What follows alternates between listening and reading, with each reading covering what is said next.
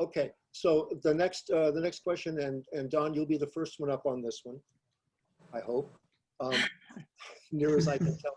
And as I said, the next three questions are going to be coming at the issue of the Palos Verdes Estates Police Department from 2 or 3 slightly different angles. I think a number of you, again, who have sent questions in around that may find that your questions are at least partially answered by these next three. The first one, and Don, you'll be the first one to kick this one off, is I think all of you have stated your support for the current police department. But what specific changes would you advocate to make it affordable without any additional taxation? And sort of a second part, if it turns out you can't get there without looking at the possibility of new taxation, is that the kind of thing that you would sort of wait to see if you could get it passed by voters? Or would you start to proactively look at some different options if we can't get there, without at least the possibility of new taxes? But the initial question really is, what do you have on your agenda that would say we can keep our police department without having to raise taxes? And Don, you're first one up on that. Okay, great, thank you. You know, as I go door to door, overwhelmingly, the majority of people tell me they want to keep our police. And there is that concern about how do we keep it affordable? And so as leaders in the city, we need to do our best effort to uncover every rock to do that.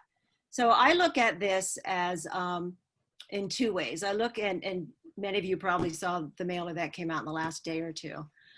So what we really need is a sustainable, affordable solution with manageable pension costs. There are things we can do in the short term. Some of that Chief Dreiling is doing right now when he's looking at efficiency and cost effectiveness. So he's looking at staffing numbers and staffing levels, and he's looking at the potential for outsourcing jail and dispatch.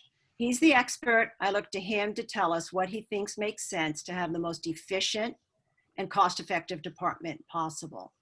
We've talked a bit about pensions. I'm not going to, belabor that point, but that's a key part of making our police department affordable. Longer term, there's an opportunity to expand, or we need to at least do the due diligence to expand the police department to a multi-city police district.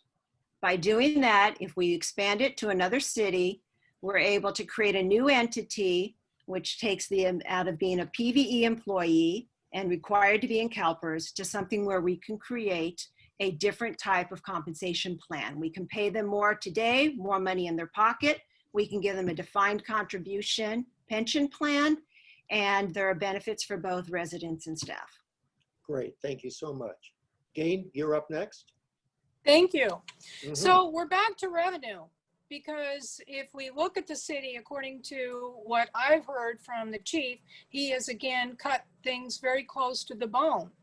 I think if we looked at the police overall, you have to look at what could you cut out of the police line items issues, like what about miscellaneous benefits, overtime, health benefits, can those be radically changed or not even radically, just somewhat changed? Because once you add in everything of the base salary plus the pension and these other miscellaneous things along the way, it really morphs into a monster of a budget, but almost 80% of our budget. And like Don says, it's crowding out our other services. Our weeds are somewhat overgrown on a lot of the parklands, and that's creating a fire hazard. So what about the revenues? What can we do to increase revenues so we can make the police more sustainable? Well, after we look very closely at the spending line item on each one for the police department and all the ancillary services, someone else brought up, can we rent equipment instead of buying it outright? Many other items that the police might use. For instance, one other example no one's mentioned is we're getting only 60 cents on the dollar for the sewer for the trade-off. It's like a cap and trade from the SCE for the electricity to build underground utilities from Rolling Hills. Well, I would ask for dollar for dollar. Why should we give them a discount rate?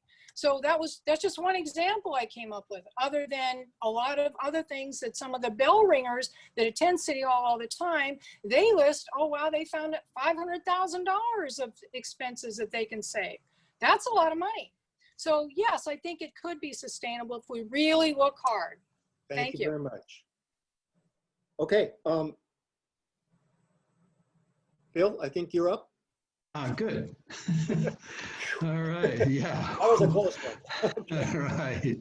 Well, I think one of the main things we need to look at is basically how the police department is structured. I agree with Dawn that if we look outside of our city and partnering with other cities on the Hill to put together a safety district, it gives us some latitude in redefining benefits. Another way to do that is to become a charter city. And if we look into becoming a charter city, that gives us more local control of basically of everything we do. We would still be subject to the California Constitution, but we'd get to write our own charter, our own Constitution. And that could allow us to redefine benefits, pay better salaries, have a better retirement plan, a 401k or something like that. It doesn't have to be that exactly. But I think there are a lot of opportunities out there, both for having local control, for raising money, for having better control over taxes, keeping them lower. So I would suggest that we look strongly at becoming a charter city and making that application. Okay, great. Jim, I think you're up next. All right. Let me start by stating unequivocally that I support keeping our PVE police department. And that is a central theme of my campaign. And I believe that that is a completely affordable thing for us to do. So many people have mentioned the police ad hoc effort and what our interim police chief, Dan Dreiling, has been doing, looking at the possibility of outsourcing dispatch or outsourcing the jail. And I've talked to him about some of those things. So outsourcing the jail means maybe contracting with Redondo Beach or with Torrance, and means a reduction in our service level, because when someone needs to go to the jail, they have to drive out to the jail out in Redondo Beach, and that takes up time. If talking about some of the options for outsourcing our dispatch, in his estimation, and we'll see when his report comes out, he actually thinks most of those options are going to end up being more expensive. Now, I'm open-minded about that, and I think we'll see what he comes back with, and I want to make sure we're doing the right thing. But ultimately, we enjoy a much more substantial level of service than most of our neighbors. I want to also address some of the discussion about a peninsula-wide police force. We don't have a lot of great partners for which that makes sense. If you look at Rolling Hills Estates, it's a city with about half the population. They are ranked in the state auditor's report as moderate risk. They're the only city on the Hill that isn't low risk. So they're not a great partner. And RPV is a city of almost 50,000 people. And so we don't really have local control if we're joining police forces with them. So thank you so much.